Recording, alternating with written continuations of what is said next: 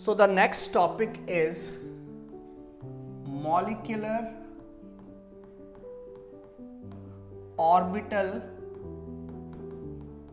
theory. Molecular orbital theory. ये theory क्या बोलती है बेटा? ये थ्योरी बोलती है कि जब भी एटॉमिक ऑर्बिटल्स ओवरलैप करते हैं तो वो मॉलिक्यूलर ऑर्बिटल्स बनाते हैं। एटॉमिक ऑर्बिटल्स जब भी ओवरलैप करेंगे they will lead to the formation of molecular orbitals. जितने एटॉमिक ऑर्बिटल्स ओवरलैप करते हैं उतने ही मॉलिक्यूलर ऑर्बिटल्स मिलते हैं। 2 एटॉमिक ऑर्बिटल ओवरलैप करेंगे 2 ही मिलेंगे, 4 करेंगे 4 ही मिलेंगे, 6 करेंगे 6 ही मिलेंगे। जितने एटॉमिक ऑर्बिटल्स ओवरलैप करेंगे उतने ही मॉलिक्यूलर ऑर्बिटल्स बनेंगे। फाइन।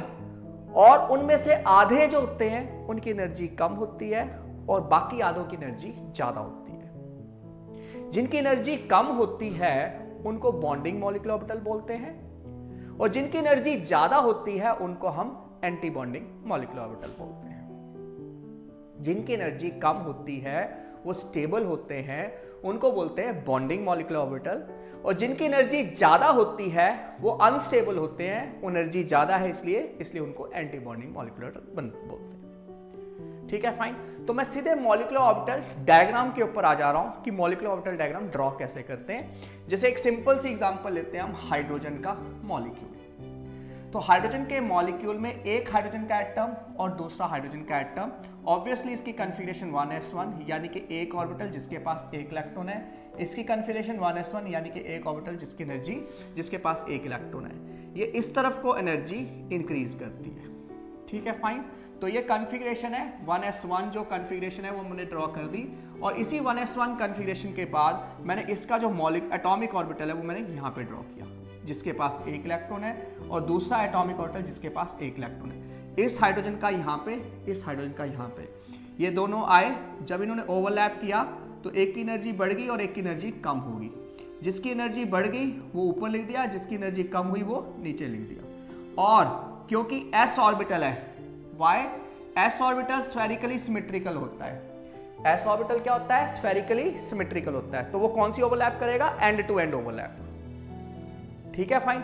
s और s के बीच में एंड टू एंड यानी कि सिग्मा बॉन्ड। तो इसलिए जो नीचे वाला ऑर्बिटल है उसको बोलते हैं हम सिग्मा 1s, और जो ऊपर वाला ऑर्बिटल है उसको बोल देते हैं हम सिग्मा स्टार 1s। ये है bonding molecular orbital and this is called anti bonding molecular orbital.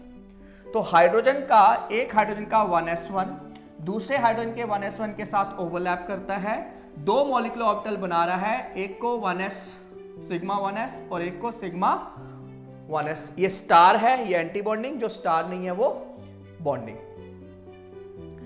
ये यहां पे बीच में मॉलिक्यूलर ऑर्बिटल आता है और साइड में एटॉमिक ऑर्बिटल्स आते हैं, बस इतना ध्यान रखना। अब लोअर एनर्जी सिग्मा 1s है, हाई एनर्जी सिग्मा स्टार। तो यहां पे टोटल कितने इलेक्ट्रॉन है? 2 इलेक्ट्रॉन्स है, एक इलेक्ट्रॉन इसका, एक इलेक्ट्रॉन इसका। ये दोनों मिलके कितने इलेक्ट्रॉन? 2 इलेक्ट्रॉन। तो दोनों इलेक्ट्रॉन पहले पूरा फिल होगा ऑर्बिटल, फिर आगे बढ़ेंगे, यानी कि ये खाली रह जाएगा, दोनों के इलेक्ट्रॉन यहां पे आ जाएंगे।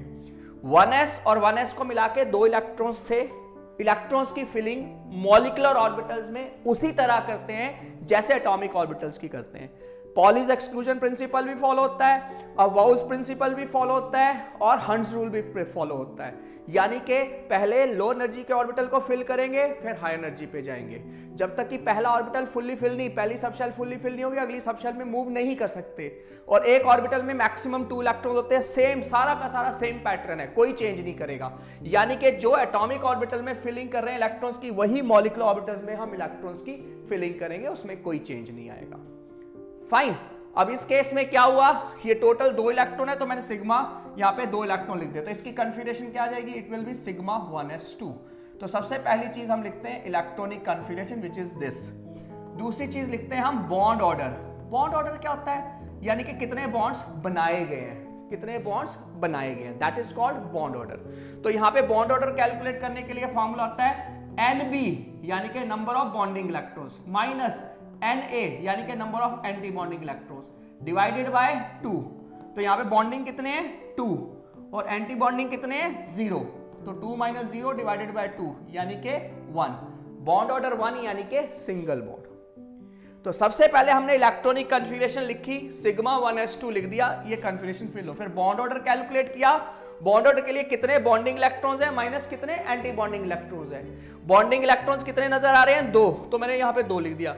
एंटी बॉन्डिंग कितने हैं? 0, तो यहां पे मैंने 0 लिख दिया। तो 2 - 0 डिवाइडेड बाय 2 क्या हो जाएगा? 2 डिवाइडेड बाय 2 1, यानी कि बॉन्ड ऑर्डर क्या आ जाएगा? 1।